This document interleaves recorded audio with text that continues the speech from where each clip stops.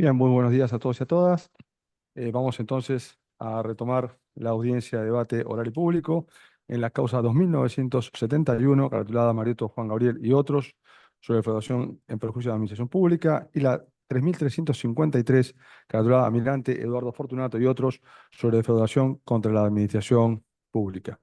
Creo que, doctor Labadens, habíamos hecho el chequeo previo de que se encontraran todas las partes presentes e indispensables para dar comienzo a la audiencia. Así es, señor presidente.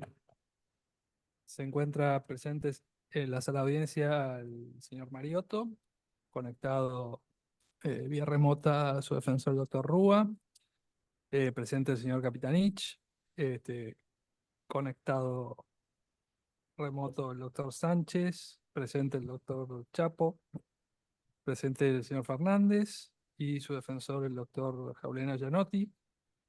Este, Está conectado vía remota el defensor de los imputados Segura y Silva, Buján Meléndez. Eh, Está conectado los defensores del imputado Raposo, los doctores Peisajovic y Kosicki. Eh, los doctores Solomonov y Pinto, por las defensas de Pandolfi, Monteleone, Pagano y Marchi, que está presente en la sala de audiencias. Conectados también el señor Rígano y su defensor, el doctor Jorge Razó. El imputado Jorge Antonio Galitis y su letrado defensor, y que también defiende al señor almirante, el doctor Romano Dufó. Y los doctores Cornejo Costas y Calviño por la defensa de Dávola, y presentes en la sala de audiencia el señor fiscal, doctor Osorio, y la representante de la Procuraduría de Investigaciones Administrativas, doctora Urbeta. Carmen Urbeta. Bien, muchísimas gracias. El tribunal se encuentra constituido, nos encontramos en la sala junto con el doctor Adrián Federico Grunberg. Se encuentra conectado por razones funcionales el doctor José Antonio Michirini vía la plataforma Zoom. Eh, Quien les habla en sala. Había una petición, si no tiene oposición el contador Capitanich, respecto de una autorización de viaje que había sido denegada porque no había sido solicitada oportunamente respecto al señor Galitis, que no va a hacer uso, por lo que me ha adelantado, del derecho de declarar. Si no tiene oposición, vamos a cumplir con este trámite, vamos a cumplir si no hay oposición del Ministerio Público Fiscal desde ya, una vez cumplida con la diligencia, resolver sobre el tema y continuar entonces ya después con la declaración. Bien. Había una petición también de lo que le había adelantado a la Secretaría del doctor Fernández en cuanto a un viaje de trabajo que tiene que efectuar a partir del día lunes,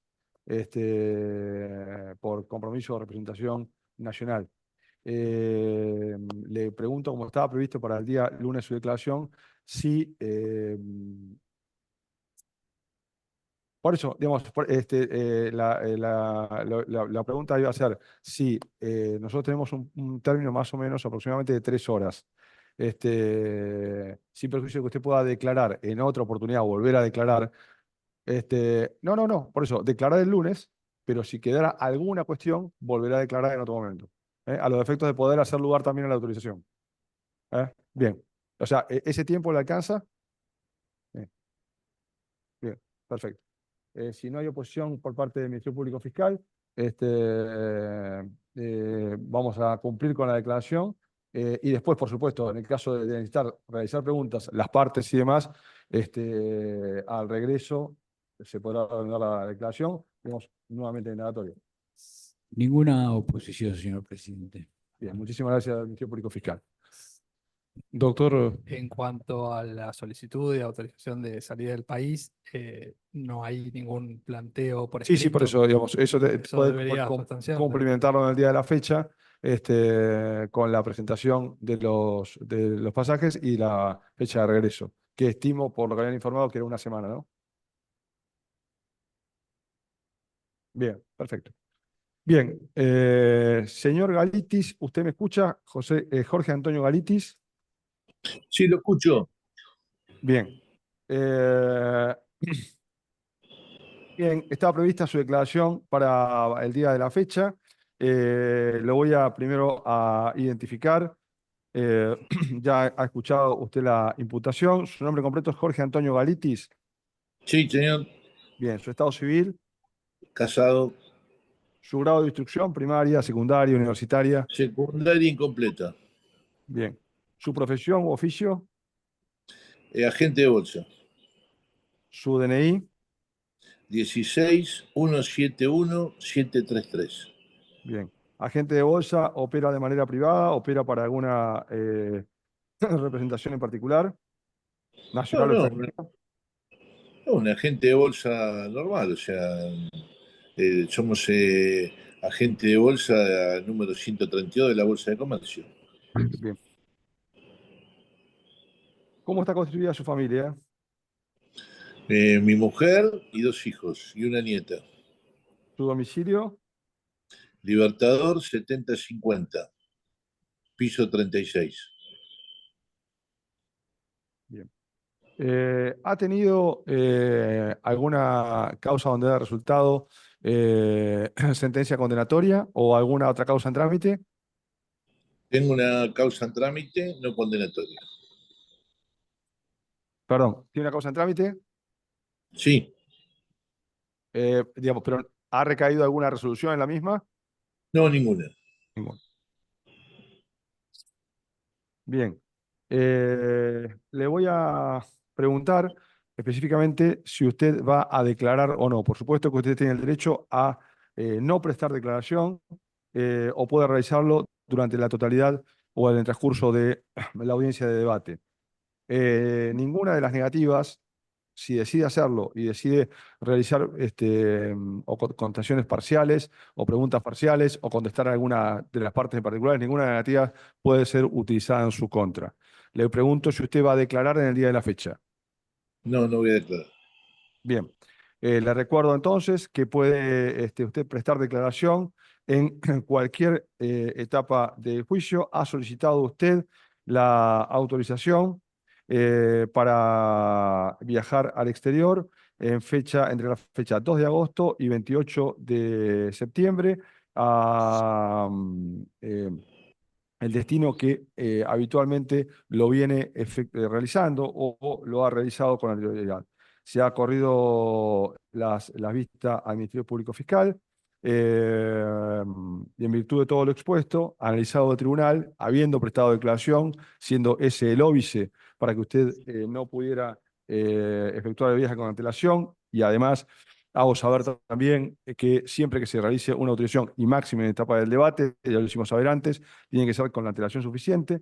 Se hace lugar a su viaje entre esas fechas, el 2 de agosto y el 2 de septiembre. Hago saber y le solicito si usted, por supuesto, se puede conectar desde el exterior, pero la obligación es que su defensa lo represente en juicio, ya sea con conexión vía Zoom o presencial. ¿Usted autoriza a la defensa para que lo represente? Sí, por supuesto. Bien, queda entonces con la obligación la defensa del señor Galitis de realizar dicha representación. Entonces se hace lugar y además se hace saber que a su regreso deberá presentarse a esta sede dentro de las 48 horas a fin de informar el regreso al país y se va a expedir por secretaría un certificado digital donde conste lo aquí resuelto a los efectos migratorios. Bien, señor Galitis, su declaración ha concluido y su autorización se encuentra otorgada. Muchas gracias. Dejo constancia que las declaraciones de la etapa de instrucción del señor Galitis son las de fojas 3.850 a 67, 4.458 a 71 y 4.542 a 50 del segundo tramo de la causa. Bien, muchísimas gracias, doctor Lavadés. Pregunto a la defensa Y al señor Galitis, toda vez que es un acto de defensa material, si hace falta que se lea la declaración o la tenemos por incorporada, sin perjuicio de que pueda leerse antes de la culminación del debate, si usted no presta declaración. No, no hay problema en tenerla por incorporada. Bien, la tenemos por incorporada en las hojas mencionadas por secretaría. Muchísimas gracias. No, Bien, por favor. contador Capitanich.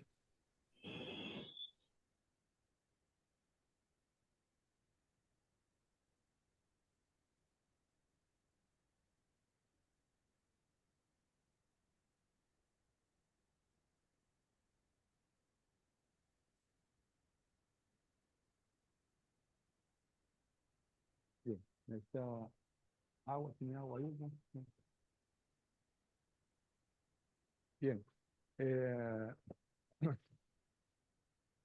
Sí, Me estaban indicando que no se estaba escuchando bien el audio de la sala, los que están conectados vía remoto, si no hablan directamente al micrófono. Entonces, dar eso. bien, vamos a tomar esa provisión entonces para poder hablar al micrófono específicamente.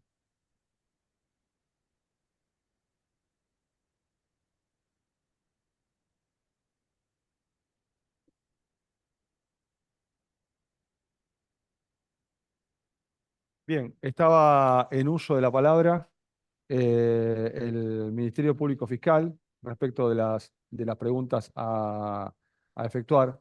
Eh, Así que sigue en uso de la palabra el Ministerio Público Fiscal para que el contador Capitanich pueda contestar las preguntas que estime pertinentes, por supuesto con el derecho que le asiste de no contestar a aquellas que no desee. ¿Mm?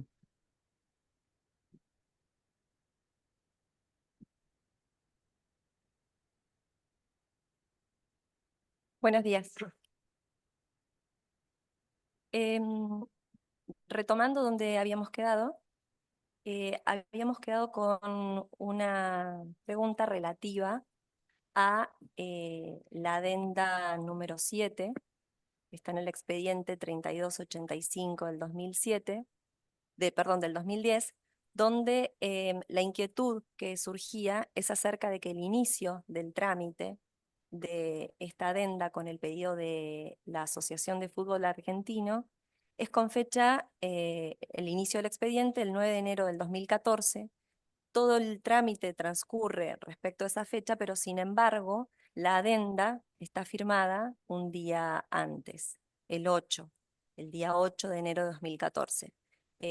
Habíamos quedado pendiente para que pudiera tener a la vista esta documentación y que pudiera acercarme información, responder acerca de qué es lo que opina, de qué es lo que sucedió con esta situación, de que esté con una fecha anterior.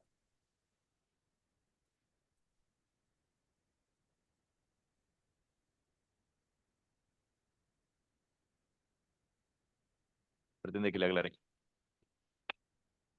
Está otorgado lo que está pidiendo la AFA un día antes de que esté pedido. Bueno, eso es una cuestión que, la verdad que es una cuestión de carácter de procedimiento administrativo dentro de la misma jefatura de gabinete desde el punto de vista de la ejecución. No tengo nada para decir al respecto. Ok. Continuando entonces, respecto del contrato con Iveco, Ujú. el convenio por sponsoreo, que obra en el expediente 5516 del 2011,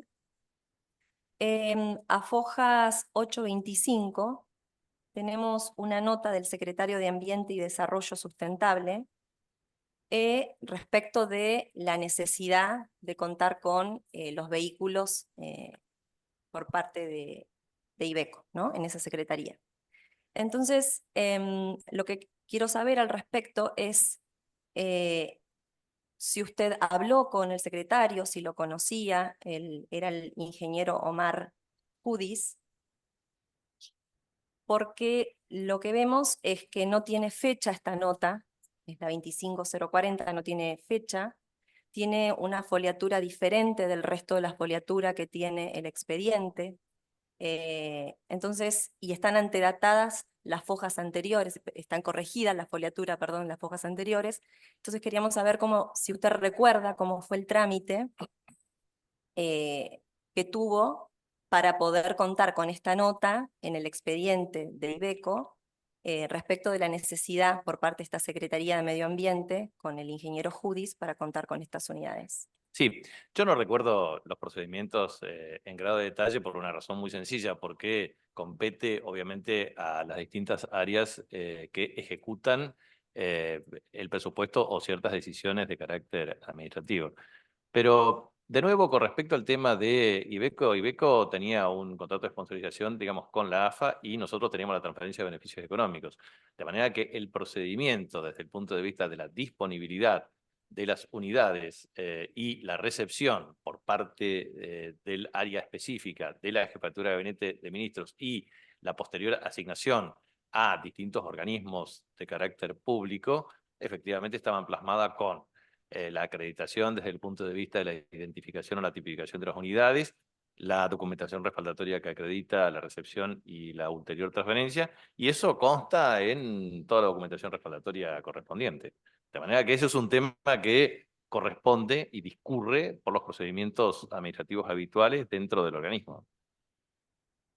O sea, lo que quiero transmitir con esto, y en línea con mi exposición anterior, el jefe de gabinete de ministros debe ejecutar, el presupuesto es responsable de la administración del presupuesto nacional en virtud del artículo 100 y 1 de la Constitución Nacional. Tiene a su cargo cerca de la administración de 300 programas. Tiene que firmar desde decretos hasta decisiones administrativas, resoluciones, etc. Por lo tanto, existe una organización del Estado con el objetivo de garantizar la ejecución desde los programas presupuestarios hasta las finalidades específicas desde el punto de vista de las metas físicas y financieras. En ese contexto, grados de detalle que tengan que ver con el rol de los funcionarios y los organismos competentes, con los respectivos dictámenes y procedimientos, corresponden a las instancias inferiores. Esto es un tema que excede al funcionamiento del jefe de gabinete de ministros. Respecto del mismo acuerdo de sponsoreo, encontramos que en el trámite del expediente surgen que a fojas 844, 856, IBECO abonó la primer cuota de 4 millones en una fecha posterior a lo que estaba pautado, lo mismo respecto de la cuota que se paga el 22 de octubre del 2014, y había previsiones acerca de las sanciones que debían imponerse por el pago posterior a la fecha pautada. Quería saber si usted estuvo en conocimiento de esta circunstancia y si emitió algún tipo de directiva para que no se aplicaran este tipo de sanciones. No, de nuevo es una cuestión de instancias inferiores y corresponde a los organismos técnicos competentes aplicar lo que la tipificación de carácter contractual existe. Excede las misiones y funciones del jefe de gabinete de ministros.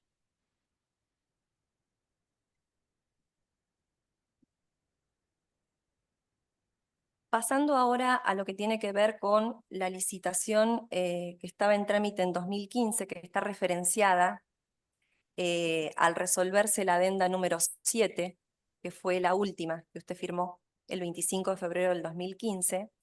En esa oportunidad la AFA había solicitado, como lo hacía, la actualización del monto mínimo anual garantizado, pero además, como estaba finalizando por la temporada 2014 el contrato que estaba vigente con TIC y que había sido objeto de cesión de beneficio económico hacia Jefatura de Gabinete, la AFA estaba solicitando quedarse con los derechos de transmisión televisivos de los torneos para el exterior para lo que venía, ¿no? De 2015 en adelante. Y señalaban por un monto de 30 millones, que sería el valor estimado. La adenda, como termina saliendo, es por 40 millones que se pague a la AFA y que se hace referencia en esa adenda por parte de usted que por ese primer año se iba a hacer ese pago porque estaba en trámite la licitación para estos derechos. lo que quería pedirle sobre esto es que me comentara, me explicara cómo era la interpretación para llevar adelante la contratación mediante licitación de estos derechos, si hasta el 2014 era que estaba vigente un contrato que AFA tenía con TIC y no se había revocado, sino que solo se había aceptado recibir los beneficios económicos. ¿Cómo es la interpretación acerca del señorío del ejercicio de estos derechos para haberse convocado a esta licitación? No conozco los detalles, pero digo, pues no recuerdo ciertas cuestiones y particularidades, pero lo cierto es que desde el punto de vista de los derechos, nosotros teníamos un contrato asociativo y mi misión como jefe de gabinete de ministros fue cumplir efectivamente y estrictamente el contrato asociativo. La generación potencial de otros ingresos adicionales derivados de la comercialización de los derechos al exterior era una cuestión que debía hacerse conforme a ese procedimiento. O sea, entonces se administró transitoriamente el proceso hasta establecer los mecanismos de licitación que efectivamente puedan generar ingresos de carácter adicional, pero esto no formaba parte de los detalles de la operación ni del contrato asociativo. Entonces, de acuerdo a su interpretación, la transmisión, los derechos por la transmisión de los derechos al exterior formaban parte del contrato asociativo y por ende habían sido cedidos por AFA a Jefatura de Gabinete. ¿Interpreté bien lo que Claro, contestó? yo no hago ninguna interpretación, simplemente lo que sostengo objetivamente es que son detalles que van surgiendo del proceso de ejecución de un contrato asociativo. Y en ese sentido, no recuerdo determinadas cuestiones que hagan que tengan más precisión respecto a este tema.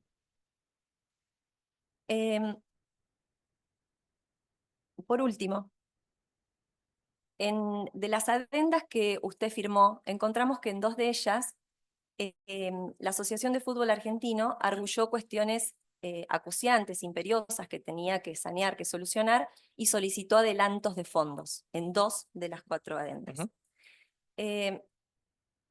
¿Esto a usted le llamó la atención o lo llevó de alguna manera a que tuviera que interiorizarse con mayor detalle qué era lo que estaba sucediendo en la Asociación de Fútbol Argentino para que estuviera en esta situación, por ellos mismos definida como acuciante o imperiosa en cuanto a tener que solucionar temas económicos?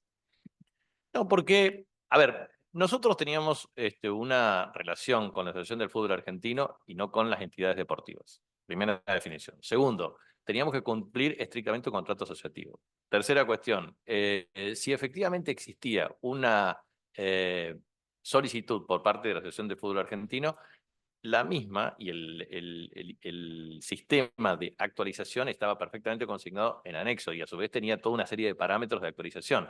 De manera tal de que si la Asociación del Fútbol Argentino, por determinado tipo de razones, establecía un mecanismo de adelanto, efectivamente tenía también un sistema de descuento en la ejecución misma del contrato o a resultas del modelo final de resolución entre las partes. O sea, cuando se hace un contrato asociativo, lo que se plantea básicamente es un equilibrio entre partes y en definitiva de potenciar a ambas partes y no perjudicar a las mismas. En consecuencia, es muy importante y ratifico claramente estas cuestiones porque es parte de la línea argumentativa que hemos establecido desde el inicio de esta exposición.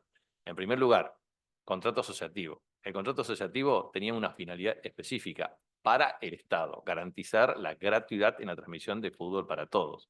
Y a cambio de ello, se planteaba la transferencia de los derechos de transmisión y en consecuencia el pago. Primera definición, o sea, el contrato estipulaba una relación entre partes con compromisos específicos. En segundo lugar, lo mismo que acabo de plantear con el tema de Iveco.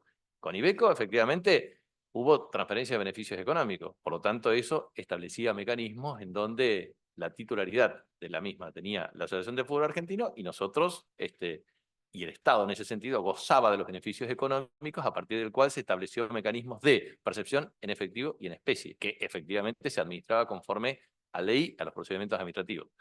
En tercer lugar, lo que nosotros hemos planteado durante la administración de del contrato era que tenía una cláusula de actualización con sus respectivos anexos que estaba estipulado en el contrato asociativo. Y en cuarto lugar, nosotros, porque siempre se ha planteado objeciones a través del procedimiento y de la denuncia correspondiente, se planteó el tema del fortalecimiento de los clubes, tratando de identificar el fortalecimiento de los clubes con su saneamiento. Y no hay ninguna relación directa o una correlación indirecta entre saneamiento y fortalecimiento. La garantía de la asignación de recursos a través de un contrato y el cumplimiento específico es parte del fortalecimiento de las instituciones. Y en ese contexto, mejorar el ingreso fortalece las instituciones. Ahora, el saneamiento de las instituciones depende de otras variables que forman parte de la administración de las instituciones deportivas. Y por eso nosotros ratificamos siempre de una manera coherente en las distintas instancias de carácter judicial que nuestra responsabilidad era cumplir efectivamente el contrato asociativo. Cuestión que finalmente la administración ulterior incumplió, porque extinguió un contrato y pagó una indemnización determinada. Entonces, en ese sentido, existe claramente la cuestión tangible de nuestra parte. Nosotros lo que hicimos es cumplir un contrato asociativo. Y ese cumplimiento de contrato asociativo lo hicimos escrupulosamente. Todas las particularidades, y en este sentido, por ejemplo, de actualización o de adelanto o de anticipos, formaba parte de la relación de equilibrio entre partes para cumplir la finalidad respectiva.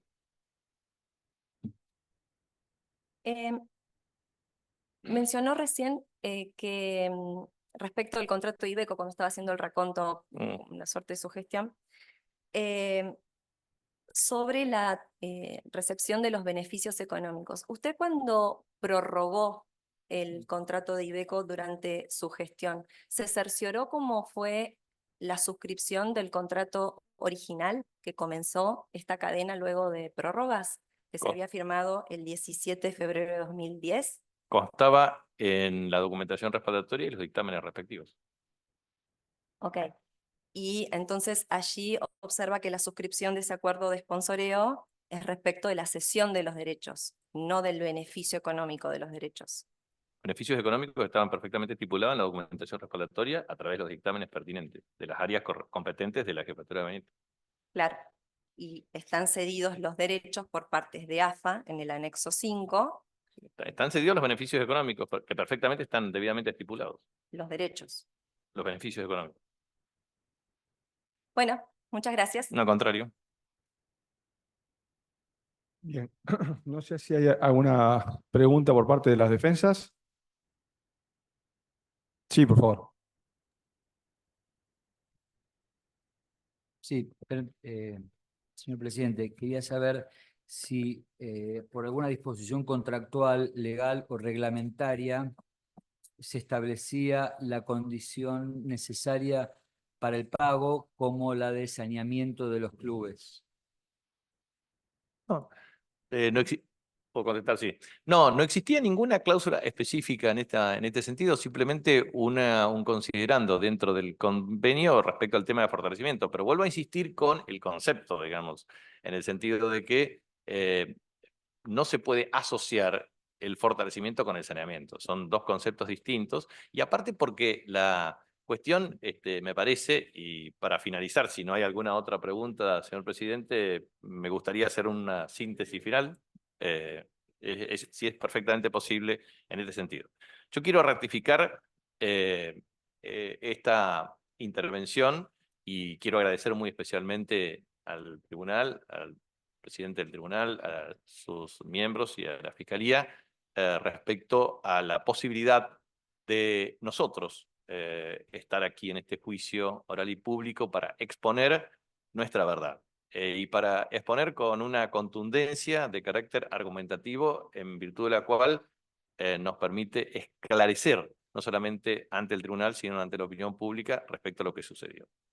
Y para esto me tomo unos minutos finales, si ustedes me lo permiten. En primer lugar, como ustedes saben, y lo he explicado inicialmente, el jefe de gabinete de ministros es el único ministro con rango constitucional en la reforma constitucional de 1994. Eso significa 2 artículos, artículo 100 y artículo 101. Y es muy importante el artículo 100, inciso primero, en virtud de que es responsable de la administración. Como ustedes saben, en el artículo 99 de la Constitución Nacional, el presidente de la República es el jefe supremo, jefe de gobierno y responsable político de la administración. Tal es así que en el artículo 100, inciso 6 de la Constitución, cuando se envía al Congreso de la Nación 2 leyes, una es la ley de ministerio y otra la ley de presupuesto, lleva la firma del jefe de gabinete de ministros con el ministro de Economía de la Nación. Y el resto de los ministros, cuando efectivamente ocurre desde el punto de vista del Acuerdo General de Ministros para decretos de necesidad de urgencia en virtud del artículo 99, inciso 3 de la Constitución Nacional, cuando efectivamente en virtud de la ley 26.122 de la Comisión Bicameral debe ineludiblemente ser tratado por ambas cámaras del Congreso de la Nación. En consecuencia, siempre he transmitido esto porque es para comprender la responsabilidad emergente de un jefe de gabinete de ministros.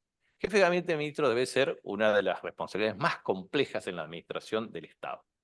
Primero porque tiene que refrendar decretos junto al presidente de la República, inciso 2 de la Constitución, reglamento autónomo.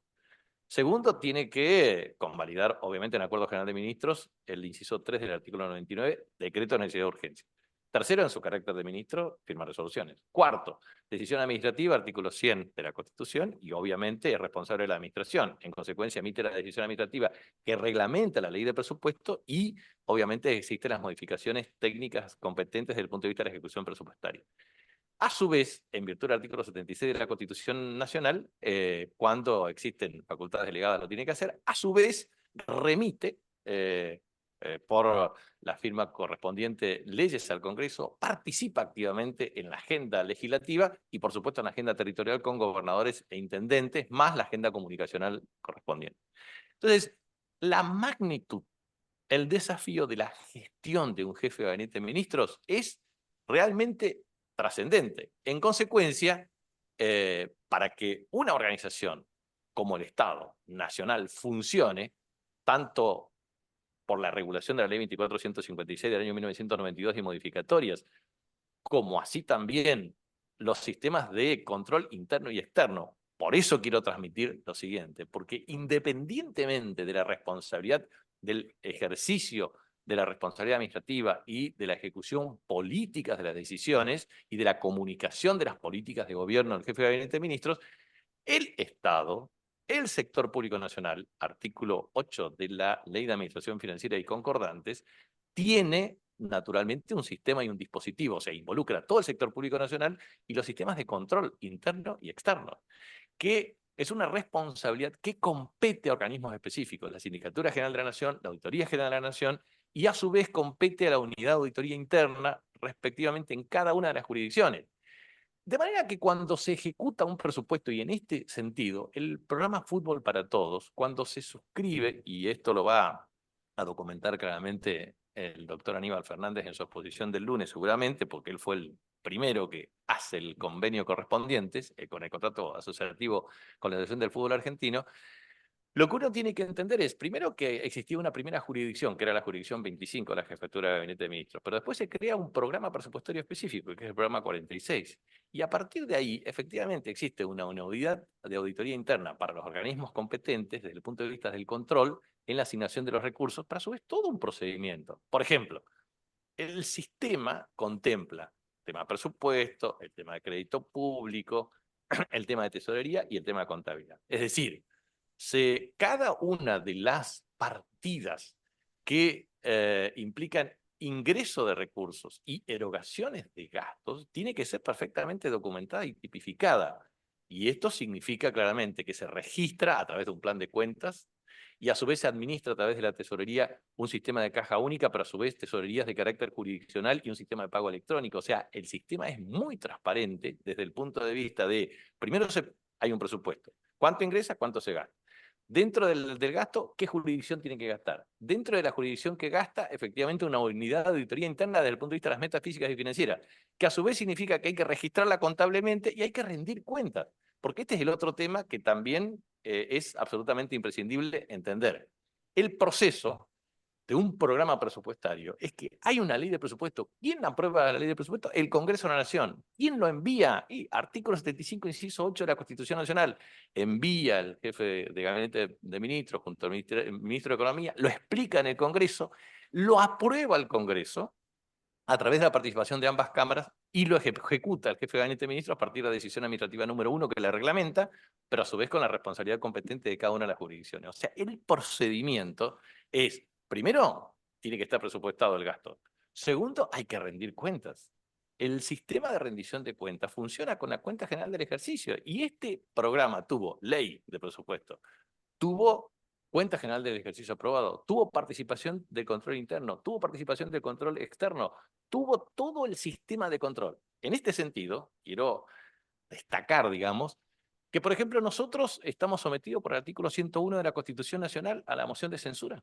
No hemos tenido ninguna moción de censura por parte del Congreso de la Nación respecto al tema del programa de Fútbol para Todos.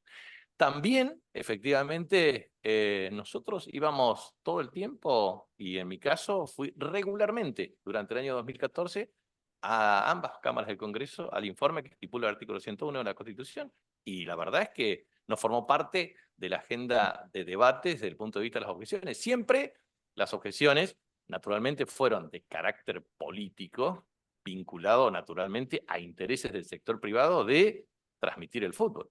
Entonces, nosotros tenemos una responsabilidad, o teníamos, como jefe de gabinete de ministros, vinculados al rango constitucional, el artículo 100 y 101 de la Constitución. Segundo, al enlace entre el Poder Ejecutivo y el Congreso. En multiplicidad de ocasiones teníamos que ir a las reuniones de comisión, a las reuniones de acuerdos legislativos o parlamentarios, con el objeto de establecer mecanismos de desarrollo de las políticas públicas. También la agenda comunicacional, legislativa, territorial. Y obviamente eso implica una multiplicidad de funciones que son variadas. Por eso son cerca de 300 programas presupuestarios que uno tiene que administrar y obviamente en una cadena de valor que tiene que ver con los programas y los resultados de los mismos. En este sentido, y para ratificar el sistema, la Administración Financiera y Control de Gestión tiene sistemas, tiene órganos, tiene normas, tiene procedimientos para obtener recursos y aplicarlos. Tiene claramente el control de la legalidad de los actos, el control presupuestario, el control normativo, el control de gestión. En ese sentido es muy importante remarcar que, por ejemplo, cuando existe la asignación de una partida presupuestaria, tiene distintas partes. Hay que hacer la imputación preventiva del gasto, hay que comprometer el gasto, hay que devengar, o sea, devengar, el devengamiento de una obligación significa que da origen al nacimiento de la obligación, eso significa devengar en sentido contable, eso, digamos, el devengamiento es cuando surge el hecho que da origen a la obligación, eso significa que muchas veces el gasto se devenga y no se paga, o se paga en el ejercicio ulterior, y después el criterio de lo percibido, entonces siempre hay una diferenciación cualitativa entre lo contable, que tiene que ver con lo devengado y lo percibido.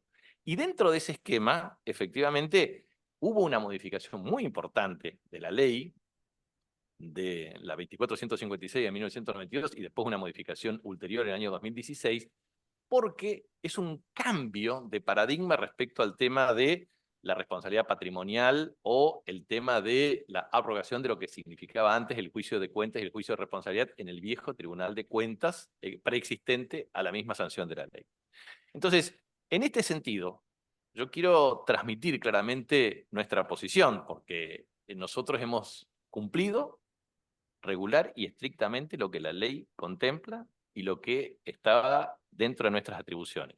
Primero, que era un contrato asociativo que promovía un equilibrio entre las partes, que pretendía fortalecer, y de hecho los fortaleció a los clubes desde el punto de vista del mejoramiento en su estructura de ingresos, que tenía claramente un esquema de gratuidad que contemplaba 10 años en el ejercicio de la cláusula 2009-2019, que tenía el carácter asociativo en virtud del artículo 1453 del Código Civil y Comercial Unificado, y que efectivamente establecía derechos por parte de la Asociación del Fútbol Argentino y una estructura organizativa por parte de la Jefatura de Gabinete de Ministros para transmitir fútbol en forma gratuita. Y ahí me parece que es muy importante lo siguiente. Hoy, la República Argentina tiene cerca de 47 millones de habitantes. Puede tener potencialmente cerca de 2 millones de abonados de telefonía de cable para la visión del fútbol. Con este contrato asociativo, la República Argentina, los 47 millones de habitantes podían ver fútbol en forma gratuita. Y no es lo mismo el nivel de impactos desde el punto de vista de ciertas políticas desde el punto de vista de la comunicación. Por eso, pretender asociar este contrato asociativo y eliminar, sustituir o minimizar la transmisión gratuita como un concepto fundamental del contrato es verdaderamente desvirtuar las características básicas del contrato. O sea, aquí la finalidad específica más importante y trascendente era la transmisión gratuita de fútbol, que es la pasión de multitudes de la República Argentina. Después pretender asociar de por qué no se buscaron otras alternativas o por qué los clubes administraron, como todas las organizaciones pueden ser bien o mal administradas. Esto es un problema de cada una de las instituciones deportivas y que no imputa y compete a la jefatura de gabinete de ministros, porque en ese sentido quiero ser claro. Si en cualquiera que lidera una organización compleja tiene que saber algunas cuestiones básicas. Primero, lo que es unidad de mando. Si no hay unidad de mando, no existe capacidad y jerarquía de transmisión de las decisiones. Segundo, alcance de control. Si uno pretende establecer una multiplicidad de controles absolutamente absurdos e imposibles de aplicar, la verdad es que no logra la eficiencia y la eficacia necesaria. Por eso, legalidad de los actos, eficiencia y eficacia están vinculados con un enfoque sistémico, holístico e integral. Por eso, teníamos un ingreso mínimo anual garantizado por anexo, teníamos un control de facturación, teníamos un sistema de desarrollo específico del contrato y a su vez lo que me parece importante es remarcar lo siguiente.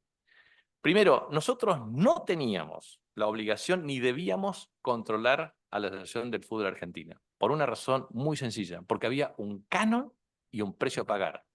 Nuestra responsabilidad era pagar el canon, pagar el precio y recibir los derechos para la transmisión gratuita. Ahí se extinguía la obligación del jefe de gabinete de ministros. Primera definición clave. Segundo, nosotros no teníamos relaciones con los clubes, sino con la Asociación del Fútbol Argentino, estrictamente a través del respeto a ese contrato asociativo y el pago. Lo que cada una de las instituciones deportivas hacía no era incumbencia, ni competencia, ni responsabilidad del jefe de gabinete de ministros. Nosotros no conocíamos, ni teníamos por qué saber la operatoria entre la AFA y las instituciones deportivas. Y también quiero transmitir lo siguiente, vamos a plantear un paralelismo de este contrato asociativo con un contrato típico de obra pública o de la adquisición de un bien.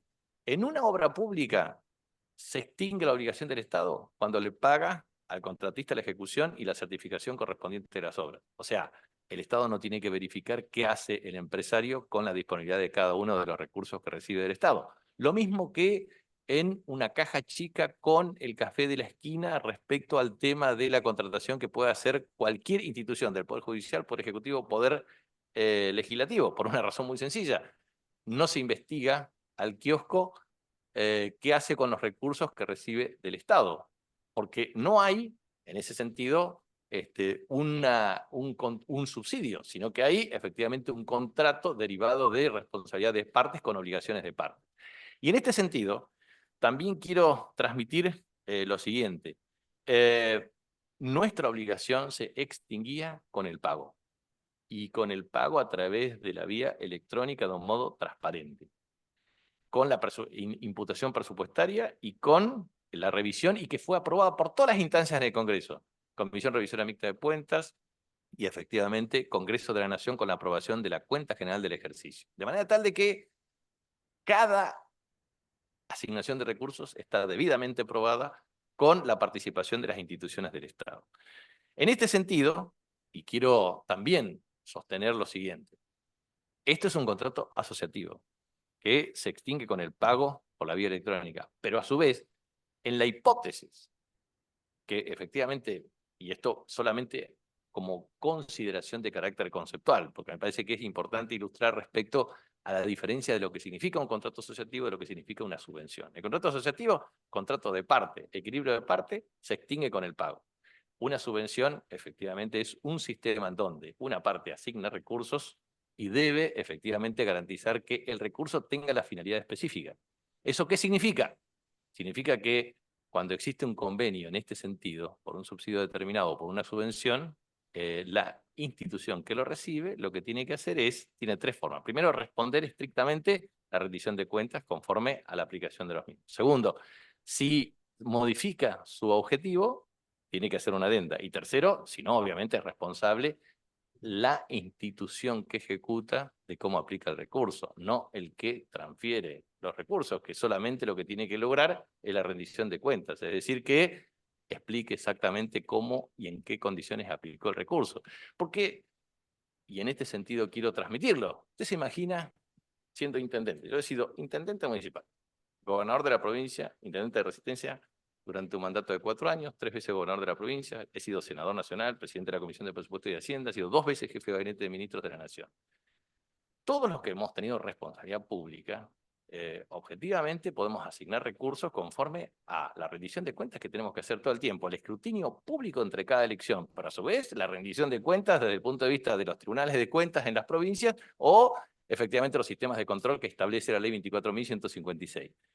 Usted se imagina que cuando se firman convenios o se ejecutan, muchas veces los funcionarios duran en un periodo de ejercicio de la función en un plazo menor a la ejecución de un convenio y mucho menos está en el periodo de la rendición de cuentas, que eso le corresponde a las instancias inferiores de carácter técnico, porque si no, lo hacemos responsable al presidente o al jefe de gabinete de ministros o al ministro de cada peso que asigna desde el punto de vista de su rendición última o final. Y eso no puede ocurrir por una razón muy sencilla, porque excede cualquier tipo de cuestión.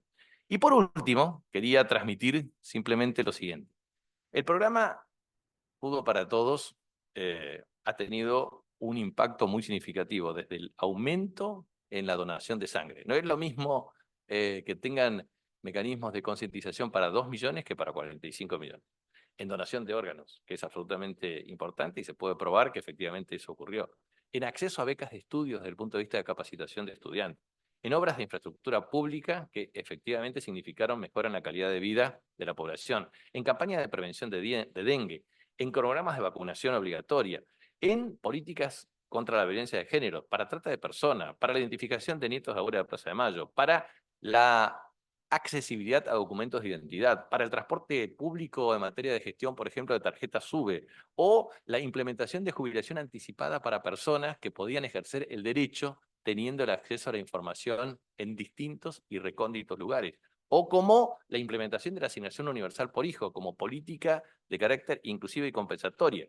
Y también generó, definitivamente a través de los mecanismos de garantía a los clubes, que durante los torneos 1990-91, o sea, prácticamente en 37 torneos hasta el año 2009, casi en 20 años, efectivamente de 37 torneos lo ganaron 33 clubes grandes y 12 torneos que se hicieron desde el año 2009 en adelante, 10 ganaron clubes que no eran los más grandes del fútbol argentino.